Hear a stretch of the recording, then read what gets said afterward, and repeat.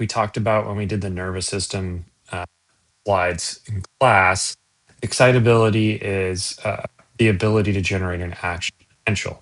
And excitable tissue requires some sort of stimulus, with the exception of cardiac muscle, right? Cardiac muscle is the only tissue that possesses what we call automaticity. And automaticity is that ability to generate its own potential without an outside. Now, all muscle, including cardiac muscle, is excitable also by outside stimuli, right? So cardiac muscle, for example, has an intrinsic ability, and we know roughly different parts of the heart have a little bit different intrinsic rate, like the node, for example, which we'll learn about, which is part of the conduction system, has its own rate of about 60 to 100 contractions or beats per minute. However, if I wanted to speed that up, I can use my sympathetic nervous system to innervate the SA node and the AV node to increase this intrinsic rate above its sort of baseline. And so that's how we get heart rates faster. And let's say if I wanted to slow that heart rate down, well, I could release parasympathetic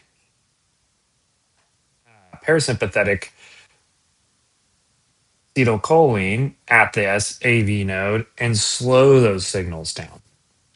So we can start to see different types of gas break with excitable tissue. And in cardiac muscle, that intrinsic ability is what makes it unique. Okay, so just to review, skeletal, multinucleated, striated, peripheral nuclei, smooth muscle.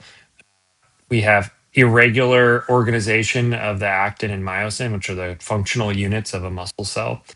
And they have a single nuclei, and there's no striation. They are smooth. Cardiac, we have binuclear or single nucleus, and they are striated. They also have those things in between the muscle fibers, if you remember, called intercalated discs. And those intercalated discs help to connect or anchor the muscles fibers to one another, but they also provide some help in transmitting that electrical signal from cells. Okay, the way a muscle fiber is organized is basically in from large units down to very small fibrils. So a single bundle of contractile filaments, which are going to be these proteins called actin and myosin, is called a myofibril.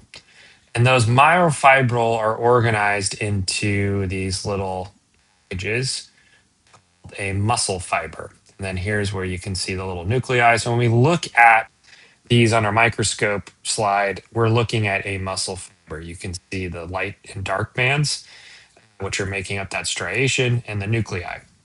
This thing that surrounds the muscle fiber is called the sarcolemma.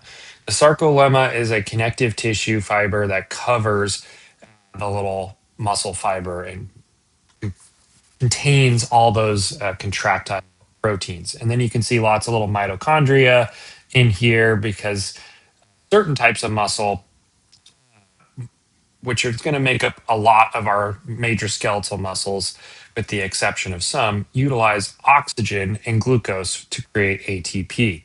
We're going to talk about how muscle creates ATP. There's actually some of our muscle that doesn't use oxygen, which is shocking. We think muscle needs oxygen, right? Well, there's some of our muscle fibers, like we call them our fat glycolytic or quick twitch muscles, like that provide rapid firing.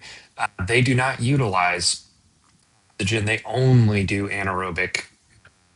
But a lot of our muscles, including our cardiac muscle, our smooth muscle, and a majority of our skeletal muscle require oxygen. So you'll see lots of mitochondria packed into these cells. We'll talk more about those as we go on.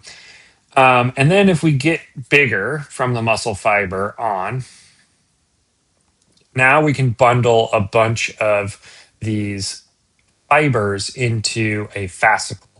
And the fascicle is covered by a connective tissue layer two connective tissue layers called the endomysium, which surrounds each of these little fiber bundles. And then we have the epimysium or perimysium that surrounds the fascicle. Then we can go even bigger and bundle all of the fascicles together into a actual muscle.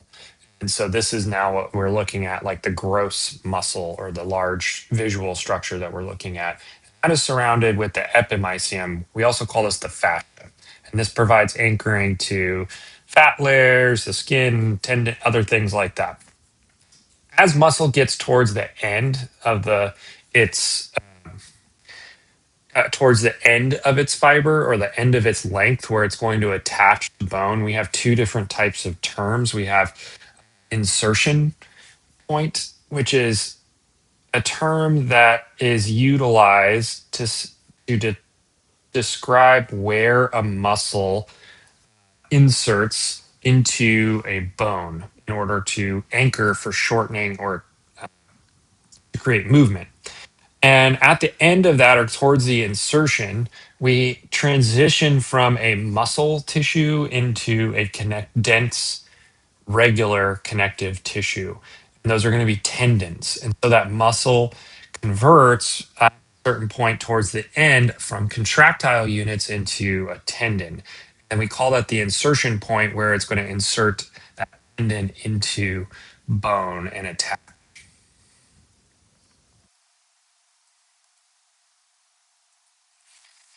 Okay, when we zoom in back to the smallest layer of the muscle fiber, which contains myofibrils, which this is a myofibril zoomed in. And here you can see it sort of pulled out of a muscle fiber. The muscle fiber, um, when we're talking about, now this is an example of either skeletal or cardiac. Smooth muscle is a little bit different. So we'll look at all three of them. But the muscle fiber itself contains these light bands and dark bands. And they're also referred to sometimes as I bands and A bands, A bands being dark and I bands being light. And you can see here in, for example, of cardiac muscle, we have these Z discs. Okay. And the way that these filaments work is we have two different types. We have an actin filament and a myosin filament, and they're also called thick and thin. So actin is the green, it's the thin filament, and they attach here at the Z disc, they're anchored. And then they overlap these thick and thin filaments, and that overlapping area is where the shortening is going to occur. Then we have this thing that surrounds these functional units called the sarcoplasmic reticulum. And that is a very special structure in that it contains and stores calcium. And calcium ions are released when they're stimulated by an action potential and they enter into this space here where this overlap is, and they flood into these muscle fibers through these things called little tubules or T tubules. And they are what's going to initiate or make a muscle contraction. So that calcium is essential for the initiation of a muscle contraction. The term for this filament bundle, this actin myosin filament, is called a sarcomere, and it's the actual functional part of a muscle cell, what's creating the contraction. So here, if we look again at the sarcomere, we can zoom in even closer and we can take a look at these filaments. So we have the thick filament, which is this structure here, and it's going to have a lot of these things called tropomyosin. And these tropomyosin are and these tropomyosin heads contain a molecule on them called troponin. And troponin is basically like a little cap that sits and blocks the head from binding to the actin filament or the thin filament. And if you think about these, kind of like if you're thinking about people doing a tug of war with rope, right? They reach out, they grab the rope, and you're grabbing the rope with your arms. You can imagine this little tropomyosin head, the thick filament, as the arms of a person grabbing the rope. And you can imagine the troponin is like something that's blocking them from grabbing the rope, which is going to be the thin filament. When uh, these are able to bind, but we have to move this troponin of the head. And guess what does that? Calcium. So when calcium floods in, it binds to this troponin and enables it to be removed. And when we remove it, now all of a sudden the sites, the binding sites on the tropomyosin head are able to bind to the actin or pick up and grab the rope and start. And so that calcium is essential to move the troponin off of the muscle. Okay, so um, move on. So we can look here, we can see what those look like on those when we're talking about striations now. Now we have a little bit better idea of what we're looking at. So when we'll get back to what's going to happen after that troponin is moved and we are able to bind. Okay, so here is what the neuromuscular junction, what causes excitation of the muscle. And that's going to be through something called the neuromuscular junction, or referred to sometimes as the NMJ. The neuromuscular junction is an innervation between a nerve fiber, which is going to be a motor neuron,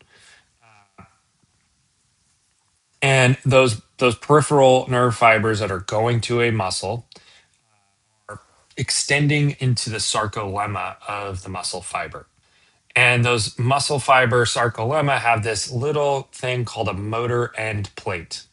And it's this little area here with these finger-like projections. And in these finger-like projections, there is nicotinic receptors, which are ligand-gated channels. These ligand-gated channels are opened with acetylcholine binding to them. So they are what we call cholinergic receptors, and they're opened by releasing acetylcholine onto them. And once these ligand gated channels open, we're going to allow a flood of sodium ions into the sarcolemma, which is going to depolarize the muscle cell. And if we can just review what that means, remember, polarized means we are opposite, right? When we're polar, we have a positive outside the cell, and we are negative inside, right? So when we depolarize, we're going to make the inside the same. Because remember, polar is opposite, so depolarizing makes them the same. So what we're going to do is get rid of that electrical gradient and make the inside positive. And we do that by letting positive electrolytes into the cell, sodium. So when we create a depolarization, we create an action potential. This is going to start the process. And this action potential is going to stimulate that sarcoplasmic reticulum to release its calcium ions into the cell. And that calcium is actually what's going to generate the initial muscle contraction. So basically, what we talked about in the nervous system is that nervous tissue and muscle tissue utilize a very similar method of creating an electrical gradient, whether we're talking about muscle and skeletal muscle, whether we're talking about smooth muscle, cardiac muscle. The idea of going from polarization to depolarization to create an electrical signal is really the same. There are variances, like we'll see in some cardiac muscle, there are different types of channels that change the rates of depolarization and things of that nature. But the general concept is the same. We're going from negative inside the cell to a positive inside the cell. And that's crucial to understand. Okay, so when we talk about that sodium moving into the cell, things become positive, it's depolarized. We also then have repolarization. And so in the neuromuscular junction, here's my synapse, right? Here's my motor end plate. And this is the neuromuscular junction. Here's my little nicotinic receptors. There's lots of acetylcholine in this synaptic cleft, and they're binding to those nicotinic sites. And the contraction or stimulus to that muscle is going to remain. That acetylcholine is going to continue to get released from these vesicles until we inhibit that signal. And once we relax the muscle, we stop releasing acetylcholine, and an enzyme called acetylcholine esterase, ACHE, basically comes into or gets released into the synaptic area and is going to break down the acetylcholine, and it's going to get recycled so that it can get used for more muscle contractions. And so that removal of acetylcholine is also an essential part to ending a muscle contraction. And there are certain diseases where someone might lack the ability to create that enzyme, and that can create issues of muscle tetany and muscle contraction and inhibiting muscle contractions, and so they get lots of spasms and things like that. So we have to have that relaxation and that enzyme to break that down. Now, during that time, when we go from a positive stimulus with a muscle, we have this depolarization, right? And we're getting lots and lots staying positive, staying positive. And when that muscle now relaxes, we have that repolarization back to that negative charge, negative 90 millivolts. Okay. And that repolarization phase, again, we have the refractory periods. And depending on what type of muscle it is going to dictate the length of that refractory period. Certain types of cardiac muscle we'll see have what a natural plateau because we allow calcium to come into the cell at a certain point. So we get this much longer absolute refractory period where nervous tissue, conduction cells in the cardiac muscle just have a spike where we have a very short absolute refractory period. And so it just really depends on the muscle cell and what sort of channels are present on the membrane. Okay, when we excite the muscle tissue, remember we talked about this sarcoplasmic reticulum releases its calcium and these things through these T tubules, which spreads the calcium ions into around the contractile units or the sarcomeres. And this this little bundle of a T tubule and the sarcoplasmic reticulum is what creates that passageway for those calcium ions blood and move around the cell. So remember, when muscle contraction, it's not sodium that's triggering the muscle contraction. That is just triggering the electrical signal to release the calcium, which is going to stimulate a muscle contraction. Okay, so we talked about these little troponins that have to get moved away from the binding site. And those binding sites are on the filaments are covered by this molecule called troponin or this protein. And troponin is very essential for blocking. So when we relax, the calcium leaves the sarcoplasmic or the sarcomeres. It is going to allow troponin to bind back to those sites. But because calcium is so reactive, when it floods in through the area, it binds to that troponin and frees up the binding sites. So now we can pick up the rope and start pulling it. Okay. So the way that a muscle contracts after the calcium is moved into that area is pretty interesting. So we obviously it is a process that takes energy. So when that energy is in the form of ATP. So ATP is remember an nitrogenous base, in this case adenine, and three phosphate groups. And so ATP in the muscle is kind of ready to go in this form. When it binds to the troponin or the tropomyosin, there's two main sites for the actin filament, and then we have an ATP site. And then there's a side little area that's going to pull one of these phosphate groups off. So as ATP comes and binds to this is going to be during the relaxation phase. And then we're going to break one of these phosphates off. And that little bit of separation is going to give the energy for the cell, the thick filament or the tropomyosin head to start its contractile process. And so here's a little bit closer look of what that looks like. So here's the ATP binding and becoming ADP by splitting that phosphate group off. And that forms what we call a cross bridge between the actin filament and the myosin. Here's the calcium binding to troponin, freeing up those binding sites so that we can pick up the rope and start pulling it. ATP comes in, binds to the myosin head, becomes ADP when it splits off one of its phosphate groups. Cool. So now what we're going to do is break off the phosphate and the ADP into the cytoplasm of the cell, and that's going to create enough energy to pull the head backwards. And when it does that, we're going to pull on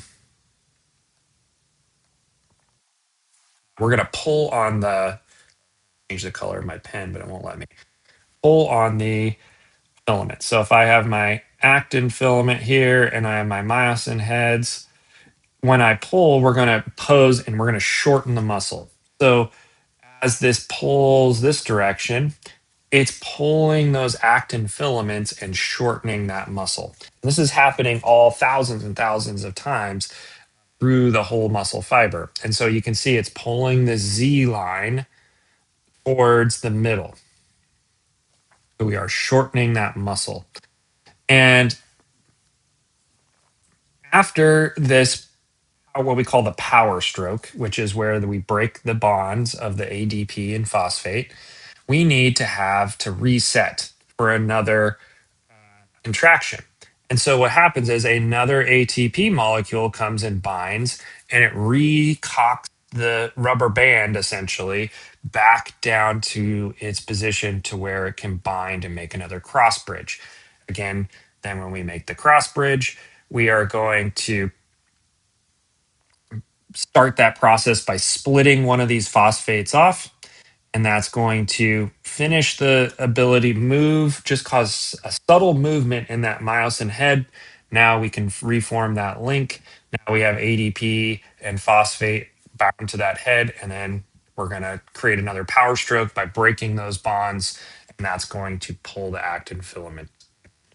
So to review, we have a stimulus from a nerve, right?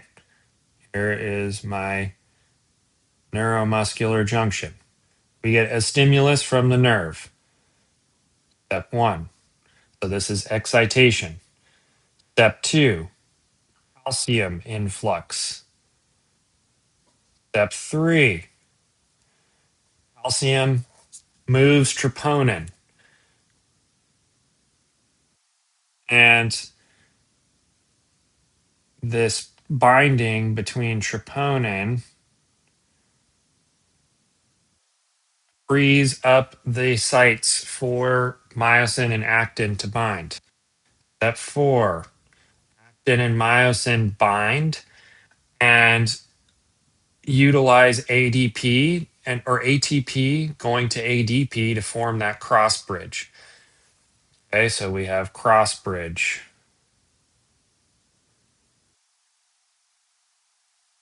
And then step five, we release the ATP or ADP and phosphate and create the power stroke.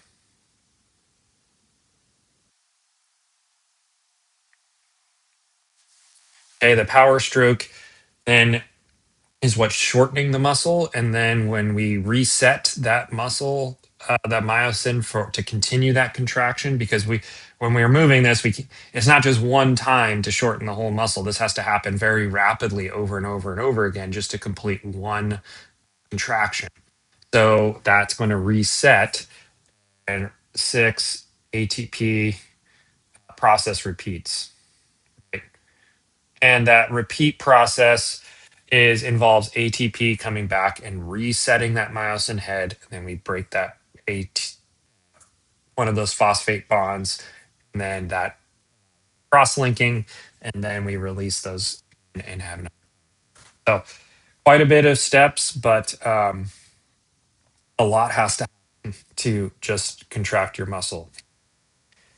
So, because we need ATP in muscle, it has to be and there's basically three main ways we get ATP in muscle. One interesting way that's unique to muscle tissue is this metabolic pathway using creatine. And so, creatine allows for it is something that's metabolized in something called creatinine, and it gets cleared. And a lot of people take creatine as a for muscle or recovery and strength building and things like that. But ATP can be rephosphorylated very rapidly using creatine. So ATP becomes, when we see this ADP, we have creatine phosphate, which is when we break a bond and bind a phosphate to creatine, it becomes creatine phosphate and then ADP. This enzyme called creatine kinase then takes creatine phosphate and ADP and binds them on its active sites as substrates, and then recycles back into creatine and back into ATP. And this can happen very rapidly. So that ATP molecule that just participated in that power stroke of that myosin head can get recycled in the presence of creatine and this enzyme called creatine kinase.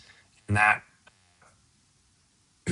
regenerates that ATP molecule so that it doesn't have to be generated under other metabolic conditions. So it helps that muscle improve muscle contraction and recovery. So the other ways we can get ATP in muscle cells is through glycolysis, and this happens whether there's oxygen or not. And this is the process of breaking down glucose into two ATP molecules, and we get 2-pyruvate. Now, in certain muscle tissue, it's always going to go down the no oxygen pathway and go down what we call anaerobic metabolism, and we're gonna form a certain amount of lactic acid. And majority of our skeletal muscle requires oxygen and undergoes aerobic metabolism. But both fibers, whether they are skeletal muscle that requires oxygen or cardiac muscle that requires oxygen or not, can do can go down the lactic pathway when there is no oxygen. And we've all experienced this, right? You're like doing some sort of muscle activity, you start to feel that like intense burn, your muscle starts to feel really weak, you start to lose strength, and that's when we are not meeting up with the oxygen demand of that muscle tissue, and we start to go down the lactic pathway. Aerobic respiration, when there is oxygen, is going to allow us to go under something called oxidative phosphorylation, which involves the Krebs cycle and the electron transport chain. We generate 34 ATP that way. So we get a majority when in muscle tissues that use oxygen, we generate a lot of ATP. And we'll talk about the differences in those muscle tissue. I think a lot of people don't realize that we contain certain muscle fibers that never undergo aerobic respiration. They're always undergoing anaerobic. I am not going to go through this whole process right now because we have a metabolic chapter that will go through these different processes. But the idea of aerobic, which just means with oxygen, And certain cells undergo aerobic metabolism, right? We just talked about this. Some not, and some can do both. And some, like our prefer aerobic respiration, but like I said, can do when without oxygen, can go down the lactic pathway.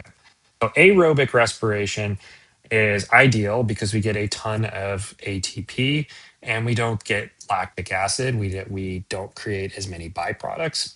So the process starts with glycolysis, which nets to ATP. We have to input two ATP to break a glucose into two molecules, and those two molecules at the end are pyruvate, and we get two ATP out of that.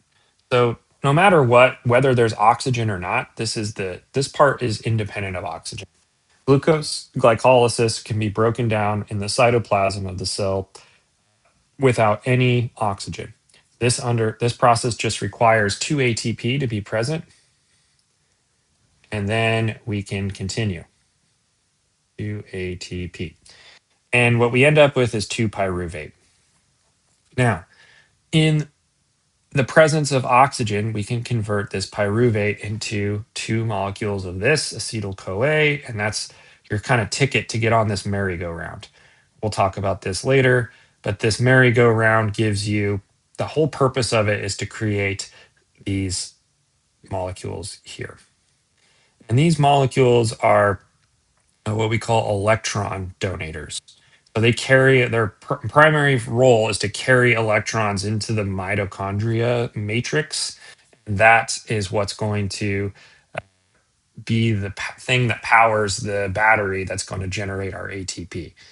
We also, every time we go around the merry-go-round, we get two CO2. So for every glucose molecule, we get four CO2 because we're going to get two pyruvate, which is going to turn into two acetyl CoA, which is going to blah, blah, give us two CO2. This is why when we don't breathe very much, but we have metabolism going on, we start to generate too much CO2. And this we need to have respiration to eliminate that CO2. Okay. These electron donators then go to the electron transport chain, which is in the mitochondrial matrix. This is the internal matrix of the mitochondria.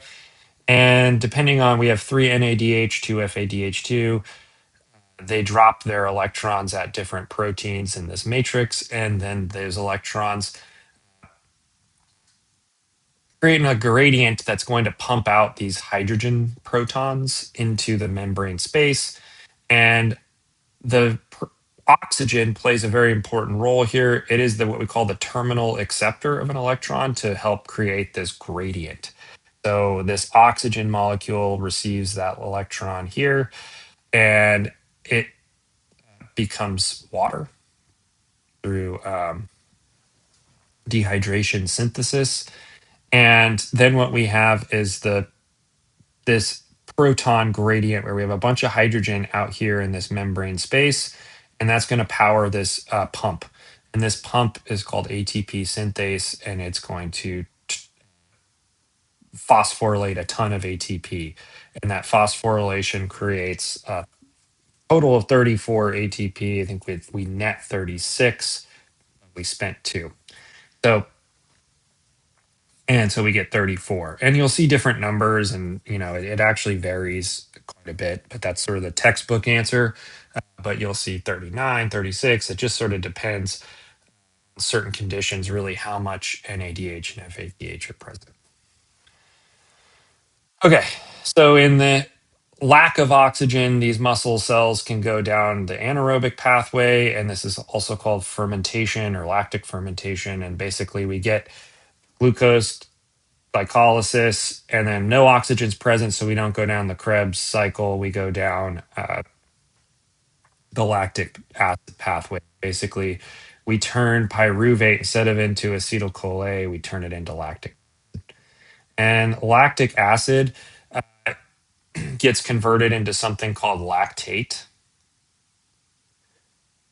which is just we remember back from the chemical chapter. It's an acid, and anything that's an ate is its conjugate base. So basically, it's just the base of the acid.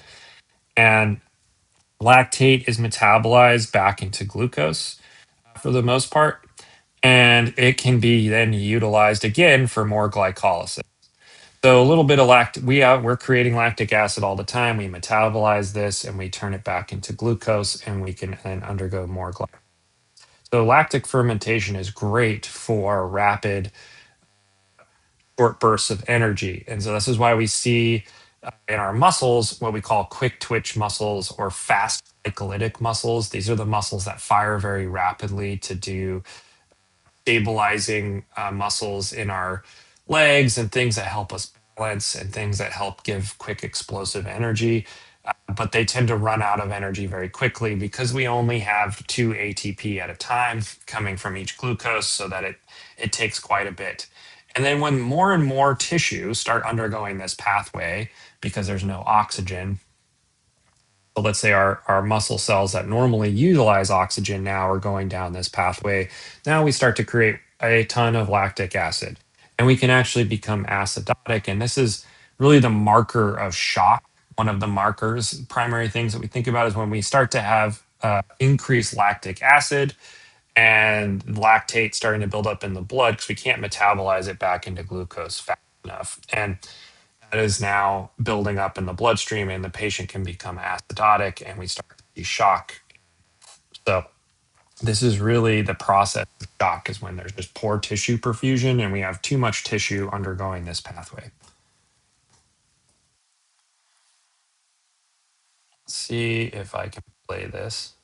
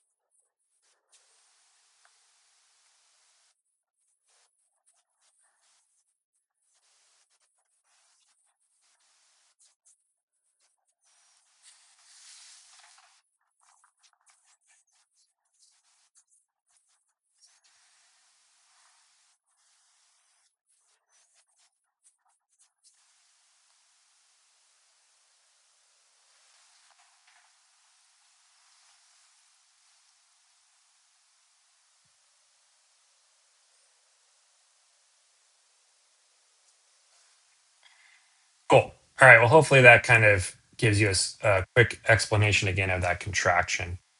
When we're talking about movements, this is helpful for your like movement assignment. There's a couple different types of movements that we forces that muscles can generate. Um, So we essentially we call the shortening or the load or the pulling against the load tension in the muscle, the sarcomere shortening.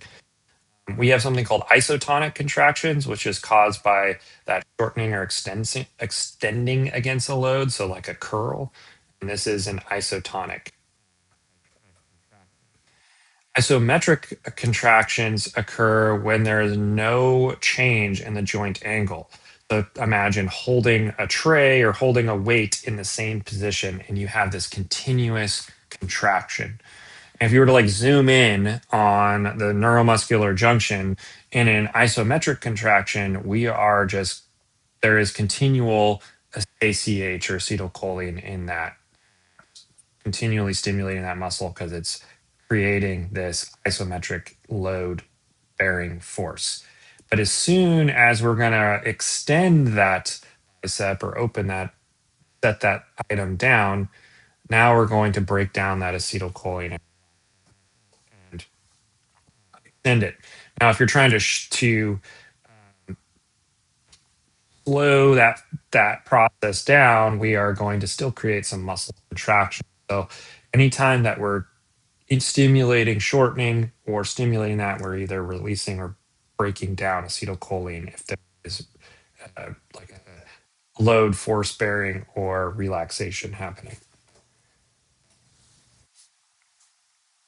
So there's different motor units. And what's interesting is when you think about like movements, you have big power movements like pushing a big heavy weight or doing like a big squat. And then you have tactile units like typing or playing a piano or playing guitar or things that require more precise movements, like an IV, for example. That is not a powerful movement, but that requires some precision. And essentially, larger motor units can create bigger forces, but there's not a lot of control or dexterity. So when we have small motor neurons that maybe innervate a smaller number of fibers or myofibrils, that is going to allow more precise control over a smaller number of muscles, but that's not going to create as much force. But let's say when I have one large motor neuron that is innervating, it's going to generate a force on, let's say, several thousand contractile fibers. Now that's going to allow for like a huge amount of force, but there's not a lot of dexterity, right? If you think about like pushing something really, really heavy down a hallway, pretty hard to like control that thing. You're just creating the force and strength because you're recruiting as many muscle contractile units as possible using those motor neurons. But if you were like this piano playing with your fingertips, that is going to be motor neurons controlling a smaller number of units, getting more precise control. There's also a relative strength of the contraction, basically, or the amount of tension that can be generated based upon the extension of a muscle. And so this is like, when you take all your occupational health classes for your jobs where you're clicking through those lifting videos telling you how to lift a gurney or something off the floor. What do they always tell you? Keep the load closer to the body. And that's because we can generate the most strength from that, and we're not also throwing us out of balance. But when we have the more essentially cross linking or overlapping of the contractile units, we can generate the most strength. So if you can imagine, like if you were to try to reach out with your arm as far as you can to like pick something up, you got a little arm and you're really reaching, and you're trying to lift a weight far away. What's happening as you extend your arm is you are extending those contractile sarcomeres to the point where now you don't have any overlap between the actin and myosin. So there is a point at which there is no overlap of those actin filaments and the myosin filaments. And so that creates, almost impossible to create a power stroke. So ideally, we want to have a percentage of the actin and myosin filaments overlapping so that we can generate that. And then obviously we can run out of ability to shorten once the actin filaments are pulled all the way towards that M line. So there is that relative length to get to generate the most tension. It happens when we have the optimal amount of filaments over.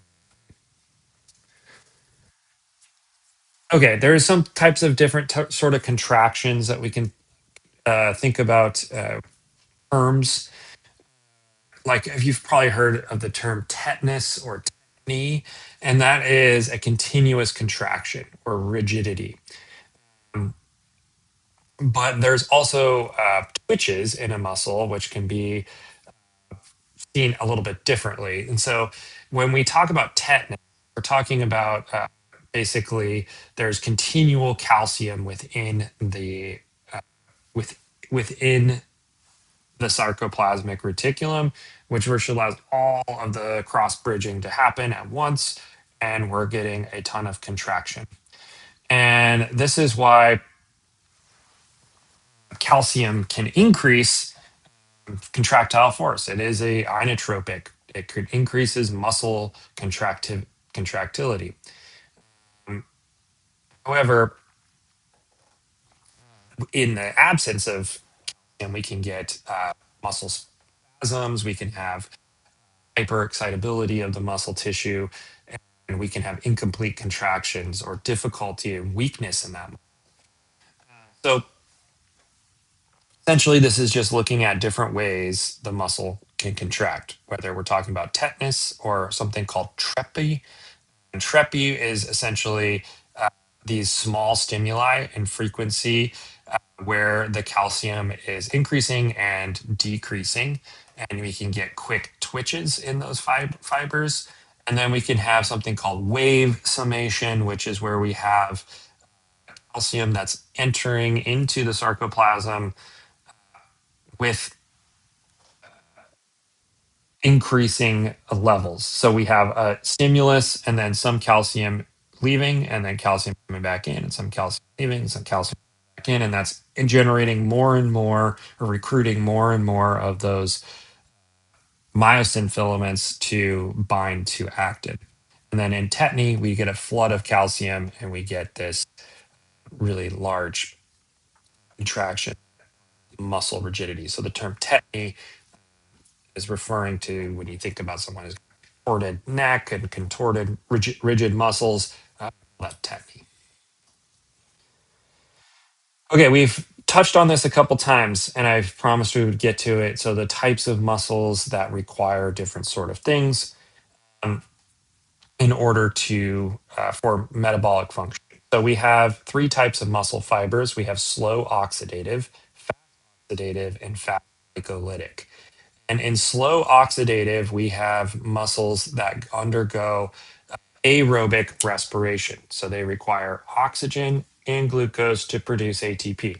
Now, in the absence of oxygen, these muscle fibers can undergo anaerobic and produce lactic acid and still generate some ATP, but they're going to run out of energy very quickly because they are long muscle fibers. They tend to produce long, slow. Think about jogging.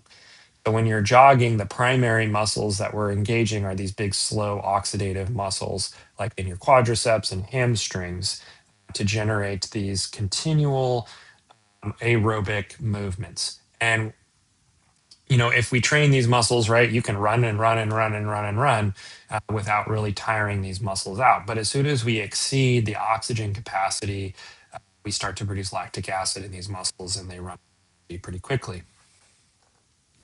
Um, Fast oxidative. Now, these are going to be primarily aerobic respiration, but also can switch again to anaerobic respiration. And they fatigue much more quickly than our slow oxidative, right? These are not meant for prolonged use. They're meant for fast bursts of energy, but they still primarily use oxygen and glucose. And then our last group are our smallest fibers, and these are going to be glycolytic. Now, these are anaerobic primarily, so they do not use oxygen. They take in glucose and they automatically will produce some lactic acid. And these are going to be the quick firing, quick twitch muscles that help us with stability and balance, help with fine movements, and things like that. And all three of these are always working in sync with one another. So anytime we do any sort of activity, we're utilizing all of these. And so it's important to understand that it's not all just one type of metabolic issue. We just have different types based upon the function. So really the muscle contraction speed also plays a role in how quickly we can release ATP. Repeat that process. Little video went through. And the fast fibers, They can really hydrolyze the ATP from the head almost twice as fast as the slower fibers. So we produce faster contractions, which is why we can get, quick twitch action in our fingers, right? But I can't move my quadricep muscle as quickly as I can move fingers. And really, that has to do with how quickly we can break those ATP bonds and rephosphorylate that myosin. Okay, so there is a protein, and this protein is something we talk about in a lot of conditions involving muscle breakdown. And it is a protein much or very closely related to hemoglobin, and it's called myoglobin. And so our muscle fibers that use aerobic respiration, our slow oxidative muscles, have a lot of this protein. Just like our very, very similar to our red blood cells, we have something called myoglobin. So in the red blood cell, you have hemoglobin, and that transports oxygen, right? The red blood cell is packed full of hemoglobin, and its primary role is to transport oxygen in the red blood cell to tissues. When it gets to these oxidative muscle tissues that are requiring lots of oxygen, in order to distribute that oxygen throughout the sarcoplasm, which is just the interior plasma or cytoplasm, there's a protein called myoglobin, and it's the same type of structure. It's very similar, and it uses a similar transport binding mechanism that hemoglobin does. We call it myoglobin. And why is myoglobin important? Well, because we talk about it a lot in different conditions. So we've probably heard of something called rhabdomyolysis. And rhabdomyolysis is when muscle cells break down. We get big, slow, oxidative muscles that are breaking down. And when they break down, they release lots of myoglobin. And myoglobin can be very damaging to the kidneys. It can block the kidney tubules and generate kidney failure, acute kidney failure. So, rhabdomyolysis is an emergency. It causes a lot of kidney injuries in patients that not only like doing heavy activity with their muscles, but also maybe your elderly patient that's been down on the floor and they're having muscle breakdown. Your patient that's been in the ICU for 3 days and they're starting to develop muscle breakdown and they're getting kidney injuries from that. We look at myoglobin in cardiac muscle breakdown. It's one of the markers that's utilized to look at cardiac muscle. It's just not very specific to cardiac muscle. We'll talk a little bit about that more. So, like we said, it's capable of more prolonged contraction, but generates lower force. These muscles are darker in color, and they contain a lot of mitochondria, but myoglobin is present to help transport oxygen. These fast oxidative muscles, they're sometimes called these like intermediate fibers. They are um, not as they can produce lots of tension, but they fatigue quickly. And so when we're training muscles, like we're trying to improve the function a lot of times of these fast muscles for like strength training, because these are going to be what's going to generate that explosive force to like lift a heavy weight. And they're also going to fatigue very quickly as the more we recruit them. So when we try to build up strength, we're trying to build more fast native muscles. Where you're trying to build endurance for like a long distance runner or cyclist, you might try to be focusing on those slow oxidative. These contain myoglobin, but at lesser concentrations. And then fast glycolytic, these are fast explosive movements, but or twitchy movements, and they are anaerobic, and they do not contain much myoglobin. Okay, cardiac muscle, we've talked about it, the structure, and it's what it looks like. And so here is what cardiac muscle looks like. It is striated. It has a single or binucleated. Sometimes it has Z discs and gap junctions that help bind the. I'm sorry, intercalated discs, not Z discs, that help join the cells together. and they have automaticity, but they're also excitable from nervous tissue. So cardiac muscle has myoglobin as well, which is why we use myoglobin as a measurement of cardiac muscle damage sometimes. Um, It's also ATP is primarily formed through aerobic metabolism. We cannot go, cardiac muscle does not do well when it becomes ischemic. We don't have the ability to function on anaerobic metabolism for very long. So as cardiac muscle loses oxygen, it's going to quickly undergo develop ischemia, and then to eventually necrosis of that tissue or death of that tissue. Myocytes are basically connected, like I said, with these gap junctions or the intercalated discs that create not only an anchoring point, but also allow for rapid transmission of an action potential through the muscle like a wave. Really helpful. Okay, so contractions or heartbeats are controlled. Like I said, there's two types of cells in the myocytes. We have two types of myocytes. We have the main contractile cells, and then we have pacemaker cells. And basically, as the heart's developing in utero, these cells differentiate into either pacemakers or conduction or electrical kind of conduction cells, which are our pacemaker cells, and then we have the contractile. And they all are differentiated from the same tissue. The All of them, whether we're talking about the contractile cells or the pacemaker cells, have some ability to create their own action potential, which is what makes the heart unique. But like I said, either the parasympathetic system is going to slow down those action potentials, or the sympathetic system can stimulate and increase the amount of action potentials happening in a given period. So we can increase the heart rate or slow the heart rate. So in cardiac muscle, now these are the contractile units. This is important to differentiate. The conduction cells are going to have a different depolarization sort of pattern.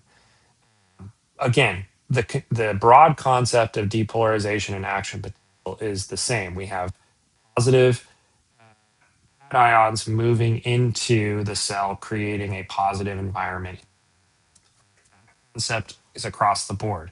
Like I've discussed a little bit earlier, the type of contraction is going to look different based upon, or the type of depolarization is going to look different based on what tissue. The SA node, or this kind of the main pacemaker cells of the heart, are going to have a different depolarization pattern than cardiac conduction or cardiac muscle.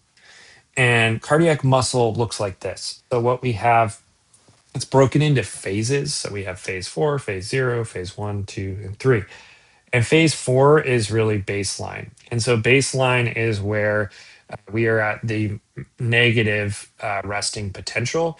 But the thing about cardiac muscle, what gives it automaticity, is that resting potential is not stable. It's always trickling up a little bit towards threshold potential to create a depolarization. So in at phase 4, we have closed fast sodium channels and calcium channels. And then we have open potassium channels, which are bringing potassium basically out of the cell to help maintain that negative 90. But there is some leaky sodium channels that aren't really listed here that are slowly trickling in sodium from the outside of the cell to the inside. And that's going to bring this up towards a threshold potential. Now, at that threshold potential, either from a stimulus or from just slowly leaking that sodium in, we're going to then open what's called fast sodium channels in phase 0. And fast sodium channels are going to cause that rapid influx of sodium, and we're going to get the depolarization. So then at the peak depolarization, now we're slightly positive above 0, and we're going to close the fast sodium channels. And now we get the slow efflux of potassium starting. So we get this little dip in this wave. And then this starts phase 2. And at phase 2, this is what makes cardiac muscle unique. is we open calcium channels, and the calcium floods into the cell, and they're called L-type calcium channels. That becomes important when we're talking about what calcium channel blockers, the ones that you carry predominantly on the ambulance, target these calcium channels, right, the L types, to treat cardiac dysrhythmias. So these calcium channels are going to open, and they're going to flood in some calcium into the cell, which is going to help maintain the positive environment. So we get a plateau. And what this does is it extends the absolute refractory period so that we can't have another stimulus during the plateau. Now, when we enter phase three, we enter what's called the relative refractory period. And now is when we could start to get another stimulus. And what's going to happen is the calcium channels are going to closes,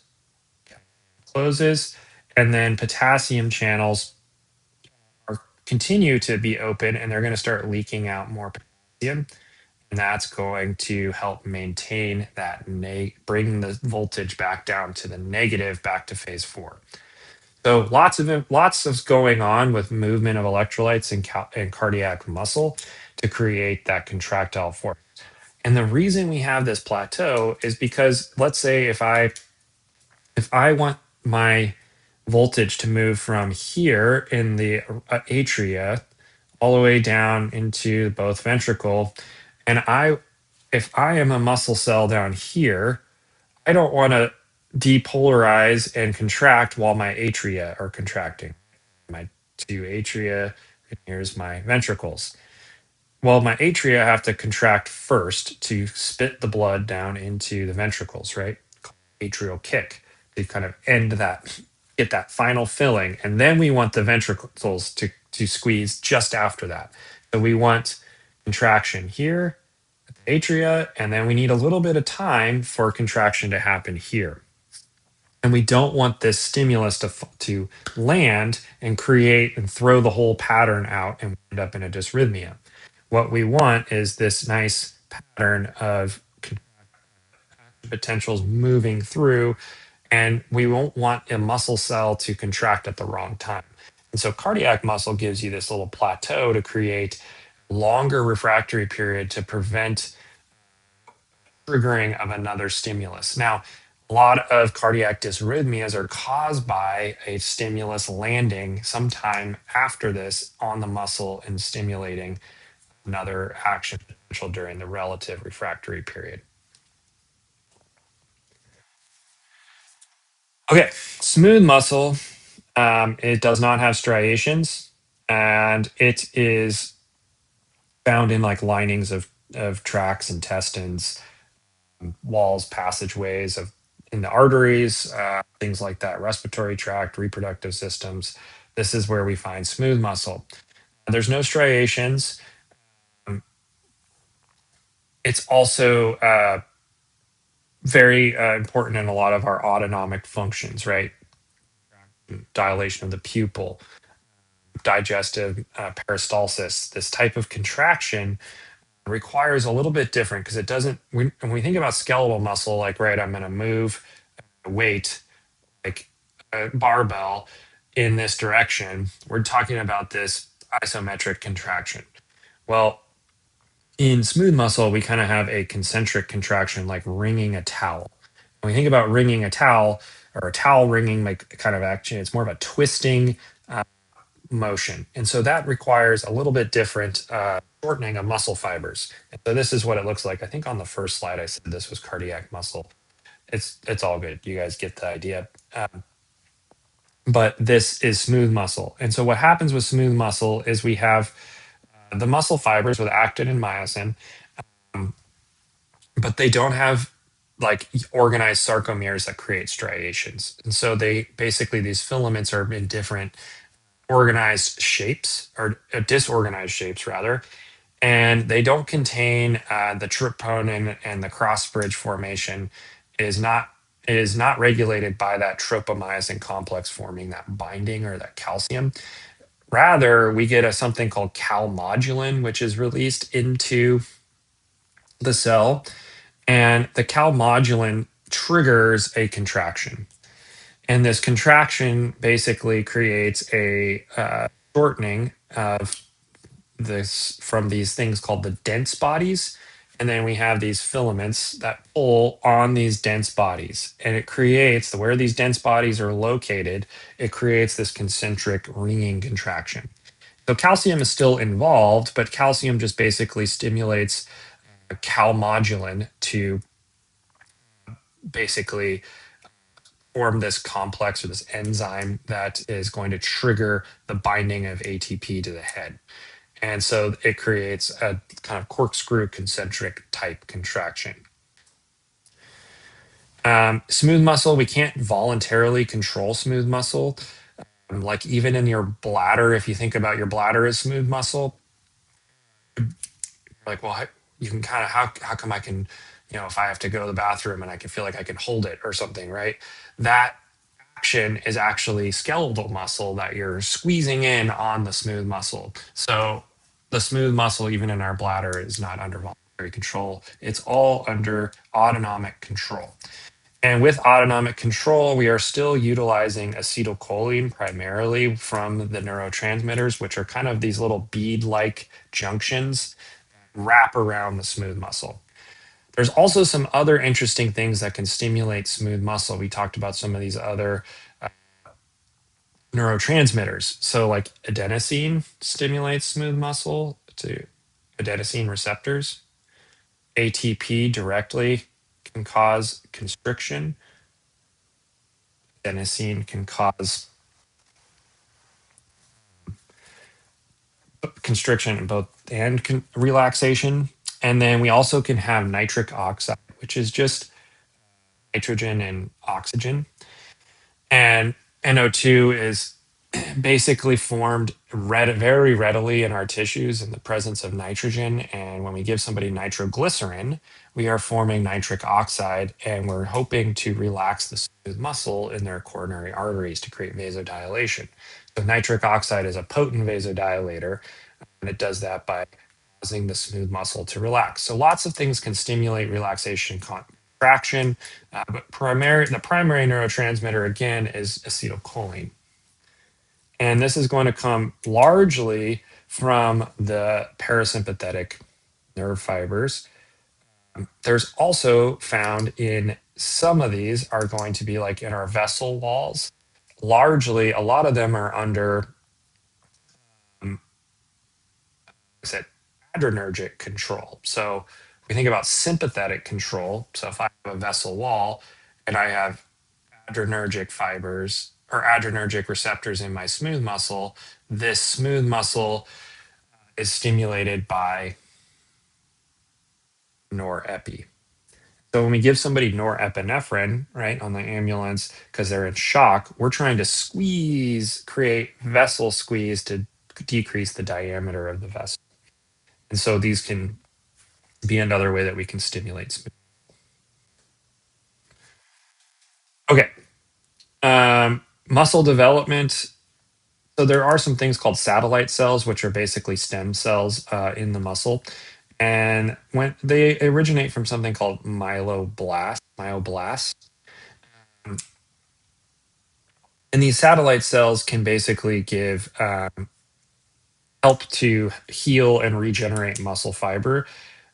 I should take that out. We don't regenerate necessarily muscle tissue, but we can lay down new muscle tissue. And so when there is damage, like when we go and we want to damage muscle in fibers in the gym to stimulate, what we're trying to do is stimulate these satellite cells to create more muscle. And basically what happens is we can look at these slides is kind of interesting. So we have injury, which is here. We have inflammatory processes, which is going to release lots of growth factors and things that are going to stimulate these satellite cells. And then we get some regeneration and we get growth and remodeling and maturation. And we're going to build up, we're going to lay down. Every time this happens, we're going to build more muscle cells. And muscle cells that have more satellite cells have ability to heal and regenerate, where muscle cells that do not have a lot of satellite cells, like cardiac muscle, have little to zero ability to regenerate and contain very little stem cells. So that there is almost very minimal healing, which is why after someone has a myocardial infarction, that damage is done and they have to live with that damage for the rest of their life. And oftentimes we lead to heart failure after a myocardial infarction because there's enough damage to the ventricle to where it doesn't contract properly anymore. So when we think about cardiac damage, this is why it's so crucial to recognize those STEMIs and get that patient to a cath lab, because we can reduce the amount of damage because we don't have enough of these little satellite cells in cardiac muscle to create healing or regeneration. Okay, so that concludes our muscle chapter lecture. I'm not going to go over all the different muscle names. You have a movement assignment to kind of go over some of those to give you an idea to start naming some muscle groups, origins, insertions. But I really want you to just understand muscle physiology. It's very important as you go on through your careers. So let me know if you have any questions. I will be posting this for you to watch as well as a study guide, and keep working on this week's assignments. So have a great day.